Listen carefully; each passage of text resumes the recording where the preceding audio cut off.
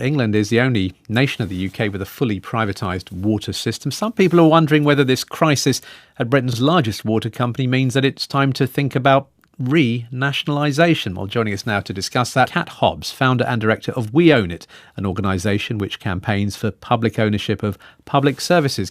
These privatised companies are essentially treating us, the households, as a cash machine, and they're treating our rivers and our seas like a toilet. If we look at the track record of the privatised companies in England since 1989, 83 billion has gone out in dividends to shareholders. They've built up a 60 billion debt mountain. So 20p in every pound we pay on our bills goes directly to service that debt mountain. They've increased our bills by 40%, and there'll be a further increase if they get their way.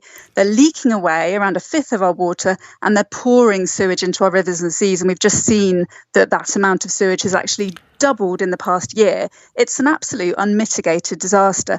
And I think the question with Thames Water is not should it be nationalised, but can we make that permanent? Because actually what the government's looking at doing is releasing it back into the private sector, stepping in potentially temporarily and then giving it back to the private sector to fail again. We can't allow that to happen. Water is a natural monopoly, so we don't get any choice as consumers. We, in fact, are the investment. So when these overseas investors own our water companies, they're relying on the constant revenue stream from us. And what we've seen since privatisation, quite the opposite of investment flowing in. Investment has reduced by 15%. Every decade, there's been less and less investment from the private sector.